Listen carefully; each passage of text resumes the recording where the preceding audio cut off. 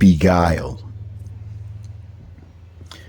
charm, or enchant someone, sometimes in a deceptive way.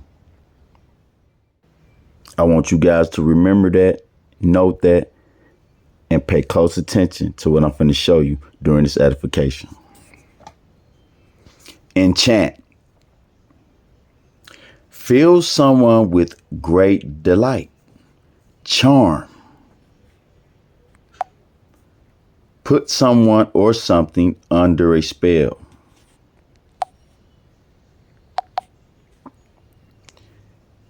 You see that there? Pay close attention to these definitions here, because these definitions are going to be something, like I said, that's very important during the duration of this edification, guys. This finna get real serious here, because I noticed over the years of me doing this type of stuff that I do and teaching on the level that I'm capable of teaching on, a lot of people have to know this, but they're afraid to bring this type of stuff out, because this is deeper than the abyss. The stuff that I'm finna show you guys. And I've been studying this all of my life. I'm sure about it. Let's touch on this Adam and Eve story. Not really Adam and Eve. Let's touch on the Eve and the serpent story. Pay attention to this. Now, we all heard this story before, that two new species, two new creations, two new creatures, male and female, were placed in the garden. Those of us that have really did in-depth studies know about things like the Cabbage Patch Kids of the 1800s, and how these people said that they were growing babies. They were growing humans. So let's go back to the garden. We know that that's exactly what they were trying to tell us in a soft disclosure in this Bible, that in this garden they were growing humans. And the Creator told these humans, you can eat of every tree of the garden, but that tree over there, don't deal with that tree. Okay? Now, if you read the Bible, you know the Bible is full of double entendres, things that's open to two different interpretations. So in the Bible, if you go through the Bible, you see that they use trees to identify people a lot. By their fruit you shall know them, and stuff like that. It's different sayings in the Bible that identify people as trees. So when you look at this from this perspective, why do they use an apple? Every time you see Eve, when the serpent is concerned, she is eating an apple. An apple is involved. Do you really want to understand, and understand why that is? I'm finna tell you right now. Because this so-called Eve was indeed a melanated woman, if the story truly happened, or if it's an allegory. This story is a moral or political story. And I'm going to tell you why they use this apple. Because it's food. This person they call Eve went into a binding contract with this beast. She made a deal with this beast. She became a tool of this beast. She traded something with this beast that was forbidden. And they had this. She had sex with this beast, or did some type of genetic act with this beast. Some type of genetic engineering went on in this story. This is what it's all about. Gene cyst. It's a compound word. Genesis. Gene cyst. Just take a look at the depiction on the screen here. I didn't draw this, but I understand it. This is showing a genetic experiment here. The woman is standing behind this reptilian, this serpent. What you would say is a small gray, an alien. This is nothing but a reptilian. She's standing behind this reptilian like he's a safety tree. She's standing behind him. And you see, there's the DNA strand right there. And a baby coming out of the bottom of the DNA strand. Like it's some type of technology or something. You understand what I'm saying? What the hell do the melanated woman have to do with this scene right here? Why is she in it? Why are there a lot of drawings and depictions showing things of this nature? At some point, one must ask himself, what the hell are they really trying to tell us? Did the melanated woman, the original melanated woman, make some type of pact with these beasts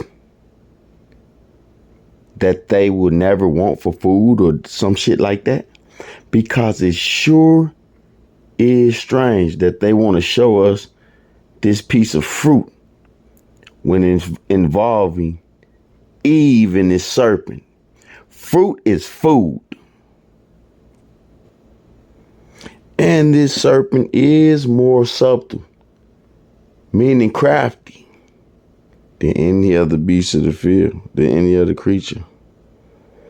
So, you know, when you seeing depictions like this and all of your life as a woman, as a small female, you seeing this apple and this woman with this apple, and inherently you know that she got it from this creature, this serpent. That's sending a cold message right there. It's sending a message. She know that coincides with this government that she's getting assistance from. That's encoded in her DNA and her genetic memory. Take a look at that creature in this picture here, people. You don't think that's real, do you? You better think again, man.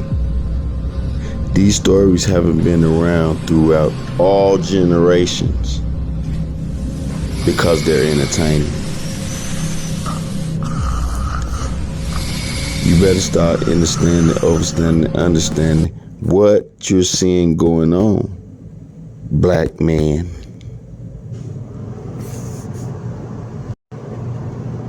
Because I sure in the hell see it. The symbolism is plain as day to me. That apple that she always have is that assistance from the beast. The more and more I grew up seeing that apple and me becoming a game conscious person in life, I started to coincide that apple with this arrogance that I seen the woman having, even in my own family now. This is before I was a grown man here. But it just didn't dawn on me till I got fully grown and was able to reflect back on this stuff.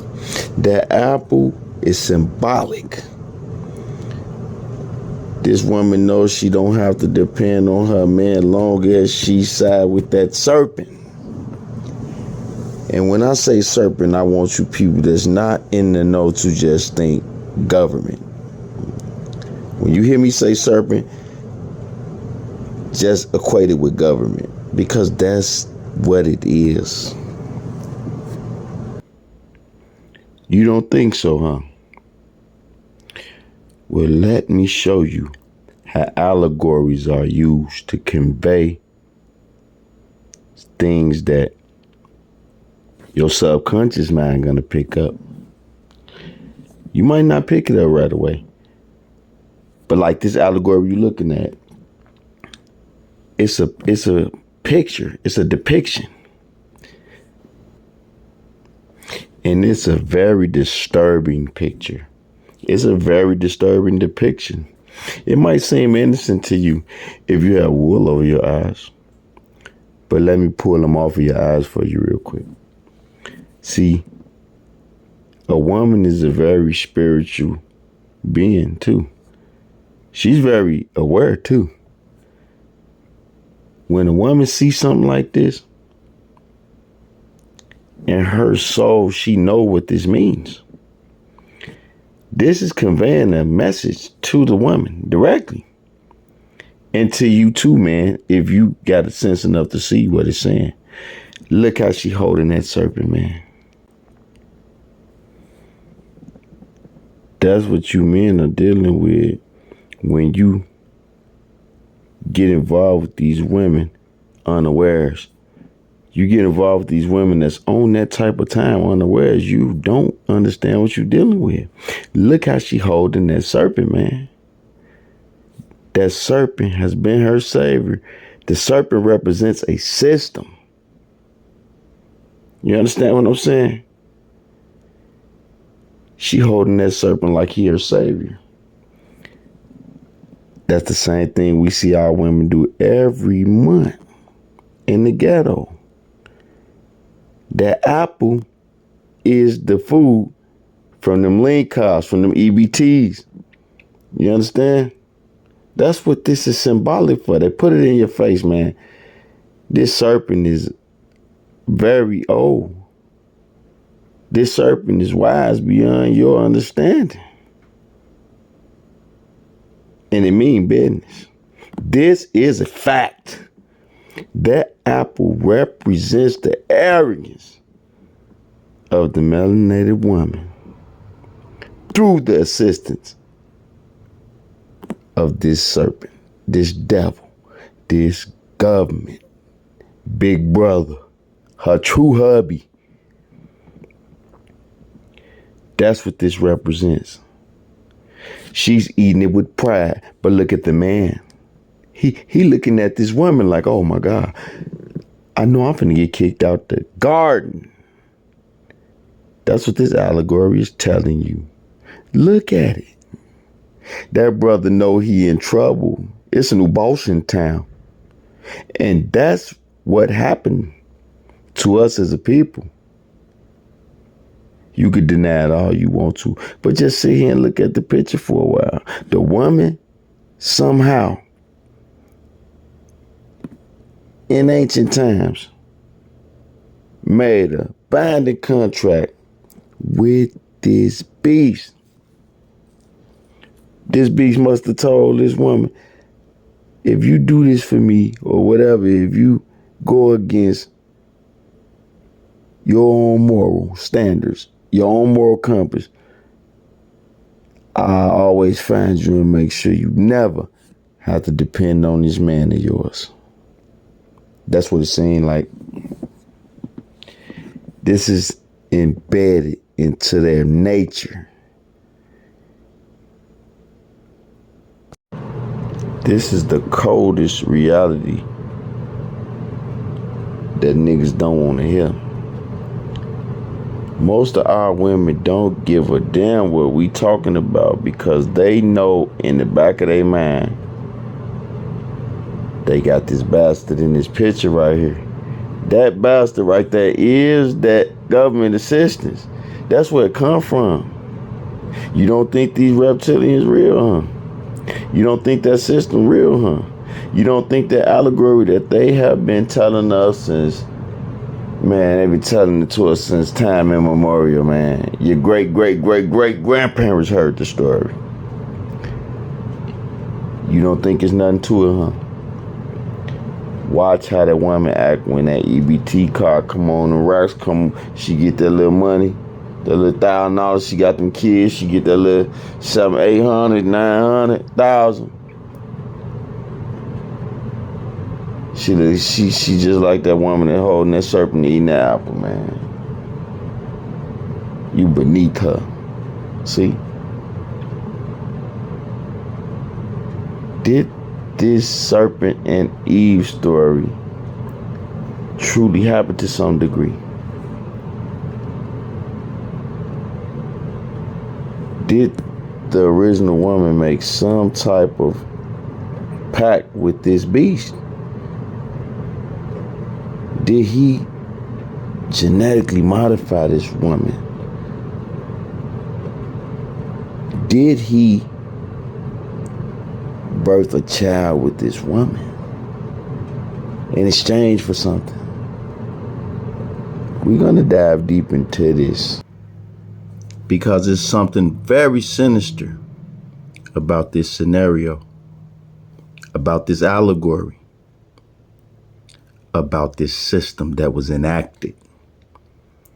You see, because what you women have done, you melanated women have done, not you particularly, but throughout our generations, since about the 60s, like 1964, when they enacted a lot of this stuff that you guys are dealing with today. But see, the decline started as soon as you let the satyr into your home, because they were still dealing with you from that deep, dark oath your ancestor took in that garden scenario. They came for you. Your ancestor made an oath with the beast that throughout her generations that the women would never starve or have to deal with the man's authority. That's why you haven't been dealing with it. This serpent beast system threw you a lifesaver to protect you from ever having to fall under the authority of your own God and man. And it's a shame. Since the 1960s, it has been a major decline in the family unit because of this system that has been enacted. In the 1960s and 70s, it was about a 7% of children born out of wedlock. It's like 24, 26% now. Okay? That's because of you melanated women and your marriage to the beast system. I'm not saying this to hurt you. I love us. I love me. I have a daughter. Man. You don't know how serious I take this. I don't want my daughter doing the Eve shuffle. My daughter is not to ever grab this apple you looking at on the screen. Yeah, this is the apple that Eve had in her hand today. If we was to reenact the scenario today, you women would be holding this EBT card instead of the apple. You feel me? We got to start setting it up to where we could come up out of this house that you guys have been put in. You got to get back with the man and start building. Grandma and them showed you back in the day, remember, in the 80s, if you my age. Grandma knew how to grow her own food and stuff like that. You understand? You got to get back to that. We got to get back to working together, growing our own food together. You dig? The hell with a pool in the backyard. We need to start getting some places with a big backyard so we can start pulling our women up out of this demonic system that somebody in our race signed us up for a long time ago. Because that's what happened. See, the devil is all about contracts. Binding contracts, signatures, signing selling your soul, yeah. It's plain as day to see what has happened to us as a people. Caucasians don't let the so-called African American or melanated people provide assistance for their women. The white race do not have melanated people governing over them. It's coming to a point, guys, to where if you really trying to be with a woman, you need to really be stepping up your game to where you can show this woman, man, that you could provide, and you could show her how to also take what you provide and multiply it like grandma and them did. You got to get rid of these EBT cards in the near future. This ain't nothing that's gonna happen over the night. But we gotta withdraw from this government. Watch what happens then. I never heard nobody preaching this, and I've been wanting to say it for so long. I said, man, hey, I had to build up the courage to come and say this. Y'all women know I love y'all, man. I'd have been standing for y'all for years. This may be shocking to some people because they don't know me like that. They like, he down in women, he bashing women. Come on with it. Try me. You know what I mean? I'm going to show you, man. You're going to think you ran into a hybrid of Kevin Samuels and Charleston White. Because you ain't going to budge me. You ain't going to move me. You ain't going to bully me up off what I'm saying. You're going to see that I'm cut for this, man. I'm soldiering for the Most High and the Great Spirit. So I got to do this. I got to do it. I wouldn't care if it cost me my life. I know I did the right thing because this is a must. We got to take this apple up out of our women's hand, man. And the ones that don't want to do it, just discard them. Have total disdain for them. Because in the end, we're going back to the garden. We're going back to the garden. The Great Spirit gave you everything you needed from the earth. And we need to go back to that. We're going back to that. I've been collecting seeds for about 2 years. And I'm building up to get myself to a place to where I'm having the land that I've always been talking about for the last 7-8 years. I don't even talk about it no more because I'm working on it. I want my daughter raised up learning the things my grandma instilled in me when I was a kid. She taught me how to till the land, and I know how to do it.